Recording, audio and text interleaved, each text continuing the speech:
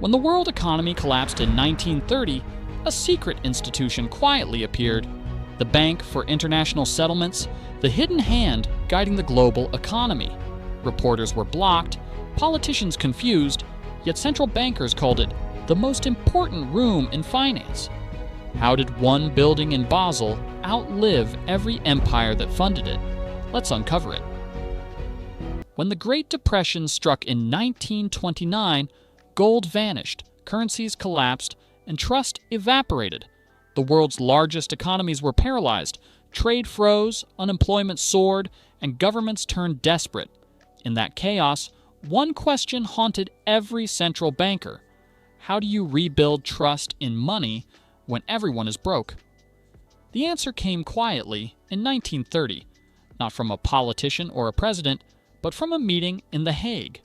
There, the idea of a neutral bank for central banks took shape. It would stand above politics, beyond nations, and outside public scrutiny.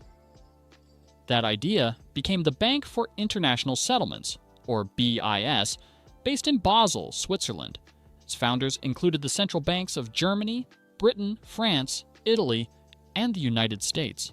Officially, it was built to handle German reparations after World War I, the payments that had crippled Europe's post-war economy. But that was just the entry point. Within months, BIS began quietly coordinating gold flows, settling debts between central banks, and designing what looked like a global financial nervous system. By 1932, while ordinary citizens struggled to buy food, BIS was managing gold transfers worth hundreds of millions for both Nazi Germany and the Allied nations. Historian Adam Labor later wrote, "The BIS was the bank that never closed, not for war, not for peace. It survived the 1930s not by choosing sides, but by serving all of them. Inside its Basel Tower, secrecy was absolute. Staff enjoyed full diplomatic immunity. They couldn't be searched, taxed, or prosecuted under any national law. It had its own police protection, postal system, and even private elevator shafts linking meeting rooms to underground vaults. Every Monday, governors from the world's largest central banks arrived discreetly by train, met for lunch, and decided the flow of global capital before returning home. Therefore, the BIS became more than a clearinghouse. It was a sanctuary for the world's most powerful financial minds, a private club where trust between nations was rebuilt quietly, away from voters and headlines. But every fortress casts a shadow. When the war ended and cities lay in ruins, the same bankers who had traded gold through the conflict emerged untouched. They were ready to design a new order, one that promised stability but carried a hidden cost. And that leads us to 1944, where 730 delegates met in a mountain hotel to rebuild the global economy from scratch and gave birth to something even larger. The war was ending, but the world was broke. Cities were dust, currencies were worthless, and trade had vanished. Governments needed a lifeline, but there was no system left to rebuild on. So in July 1944, leaders from 44 nations gathered in a small New Hampshire hotel called Bretton Woods. Their mission was simple: prevent another Great Depression and another war. Inside that hotel, history changed quietly. The delegates worked day and night for 3 weeks, surrounded by soldiers guarding the doors and economists drafting the blueprint of a new world. At the center stood two men, John Maynard Keynes of Britain and Harry Dexter White of the United States. Keynes wanted a balanced world where no country dominated. White wanted a system where America would lead. In the end, the U.S. won. The dollar became the anchor of the global economy, tied to gold at $35 an ounce. Every other currency was pegged to the dollar. It created a world where money had one heartbeat: Washington's. By 1950, the United States held 70% of all global gold, giving it unmatched influence. To manage this new network, two new institutions were born: the International Monetary Fund and the World Bank.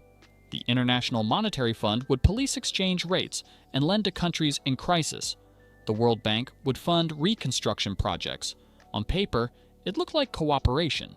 In practice, it made the dollar the center of every deal every loan, every plan. By the early 1950s, developing nations were already turning to the IMF for help. As loans came with strings, spending cuts, currency devaluation, and policy reforms. Governments began realizing that financial aid came with quiet supervision. French economist Jacques Rueff once warned, "He who controls credit controls policy." Therefore, the system, built for stability, slowly turned into dependence. Currencies moved together, but economies did not. The safety net was strong, yet it belonged to one hand. Then came the moment no one saw coming. August 15, 1971. One television announcement from President Richard Nixon ended 40 years of monetary order, erased the gold anchor, and threw the world into a new kind of chaos. What happens when money loses its foundation but keeps its faith? For 4 decades, every U.S. dollar had a promise behind it: gold. It meant stability, trust, and a limit on how much money could exist. But by the late 1960s, that promise was crumbling. The Vietnam War drained America's treasury, European nations demanded their gold back, and the U.S. kept printing money to cover its rising debts. By 1971, foreign central banks were calling Washington daily, asking to exchange dollars for gold. France even sent a naval ship to New York to collect its share. America's gold reserves fell from $24 billion to just $10 billion in a few years. The world sensed panic. Then came August 15, 1971. President Richard Nixon appeared on live television and delivered 20 words that changed the global economy forever. "I have directed the Secretary of the Treasury to suspend temporarily the convertibility of the dollar into gold." That temporary suspension became permanent. The gold standard was gone. Money was no longer backed by anything physical. It became a matter of faith. Faith in governments, in banks, and in promises. Economists call it fiat currency, meaning value by decree. Overnight, the dollar stopped being metal and became a belief system. This shift gave nations the power to print money freely. Inflation rose, but so did credit, lending, and speculation. The world had entered a new financial era, one where debt fueled growth. Between 1980 and 2000, the IMF issued over $250 billion in loans to struggling countries, each tied to strict economic reforms. Wage freezes, tax hikes, privatizations. Argentina's collapse in 2001, Thailand's crisis in 1997, and Brazil's debt spiral in the 1980s all shared one thing: IMF conditions that reshaped local economies in exchange for rescue funds. A senior IMF economist once admitted, "We were doctors prescribing the same pill, regardless of the patient." Therefore, money had become both medicine and weapon. Every bailout came with influence. Every crisis created dependence. While governments debated interest rates, something else was happening in Basel. Quietly, in closed rooms, a new set of financial laws was being drafted, rules no parliament ever voted for, yet every global bank would soon follow. Who decides the risk of your savings without ever asking your consent? In 1988, a small group of central bankers gathered in Basel, Switzerland. No reporters were invited, no governments voted, and no citizens were asked for permission.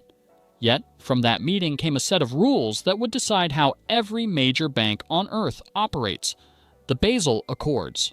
These weren't ordinary rules. They decided how much money banks must keep in reserve, how much they could lend, and how much risk they could take.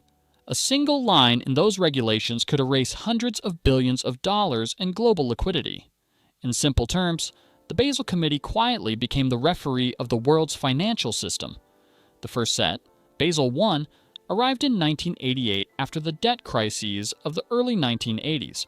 It forced banks to hold capital against risky loans, a safety rule meant to stop another collapse. Then came Basel II in 2004, which added complex formulas to measure risk using credit ratings and internal models. By Basel III in 2010, after the 2008 financial meltdown, the rules became a global lifeline. During the 2008 crisis, central banks around the world turned to the Bank for International Settlements, BIS, for coordination. The The BIS organized emergency liquidity swaps worth over $10 trillion, linking the Federal Reserve, the European Central Bank, and others in a desperate effort to keep banks alive. It was financial triage, fast, silent, and far-reaching. But these decisions were never debated in any parliament. The Basel Committee, made up of unelected officials, effectively decided what counted as safe money. Paul Tucker, a former Bank of England deputy governor, once said, "Basel is the real central bank of the world." Therefore, the BIS moved beyond its role as a meeting house, became an invisible government of finance, creating laws that shape every mortgage rate, credit card policy, and business loan without public oversight. However, as the ink dried on Basel III, the world shifted again. Technology began to eat banking, data replaced paper, and money started to move faster than any regulation could track. So the question turned darker. When crises become constant and digital finance never sleeps, who decides how far the safety net can stretch before it snaps? Every time the world trembles, the same institutions grow stronger. It happened in 2008, again in 2020, and even today. Crises that should weaken the system somehow make it more centralized, more coordinated, and more dependent on the same few hands. In 2008, the collapse of Lehman Brothers froze global finance. Panic spread through every market, mortgages, trade, and pensions.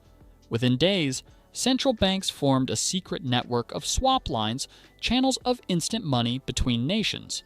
The total value of these lifelines reached $10 trillion, quietly arranged through the BIS in Basel. The IMF joined in, approving the largest bailout programs in its history. Greece, Ireland, and Portugal were first. Greece alone received $326 billion, but the price was brutal. Hospitals closed, pensions were cut, and unemployment passed 27%. The rescue worked on paper, but everyday people paid the real cost. Then came 2020. The pandemic shut down entire economies overnight.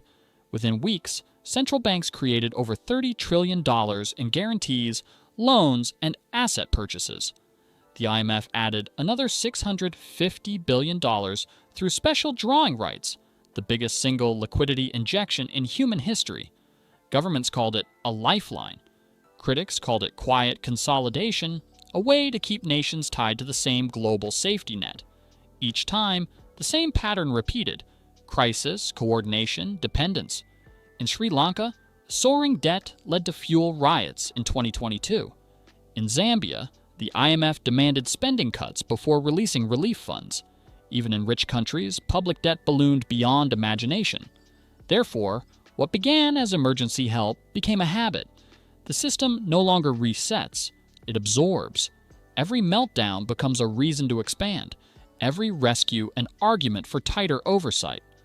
The cartel of stability turns chaos into opportunity, and each round of crisis leaves fewer choices for everyone else. However, as these institutions perfected global coordination, a new challenge appeared: digital finance. Suddenly, money could move at the speed of thought, and data became currency. Governments saw both promise and danger. So the next frontier began, a form of money that could see, learn, and even decide how it gets used. What happens when the next rescue tool is built into every digital dollar? In the past, money was paper, and banks handled the rest. Today, the idea of money itself is being rewritten, code replacing coins, and algorithms replacing clerks. What began as a way to make payments faster has quietly turned into a global experiment in financial surveillance. By 2025, over 130 countries are testing or developing central bank digital currencies, or CBDCs. The movement is guided by two key players: the International Monetary Fund and the Bank for International Settlements through its innovation hub in Singapore and Basel. Their pitch sounds harmless: faster payments, lower costs, and better access for all. But the fine print tells another story. Unlike cash, digital currency leaves a trace. Every purchase, loan, and transfer creates data that never disappears. In China, the ECNY pilot already processes millions of transactions a day. The system can track how, where, and when money moves. In Europe, the digital euro promises privacy by design, but every transaction still routes through central databases. Augustine Carstens, the BIS general manager, once said openly, "Central banks will have absolute control over the rules and uses of money." That one sentence changed the tone of the debate. The goal no longer sounded like convenience, it sounded like oversight. Therefore, programmable money introduces something new: conditional spending. Authorities could decide where aid gets used, when funds expire, or who qualifies to spend. The same technology that can stop corruption can also freeze dissent. In theory, a person could be locked out of the economy with a single update. Then came the rise of AI finance, machine-driven investment systems that learn from human behavior.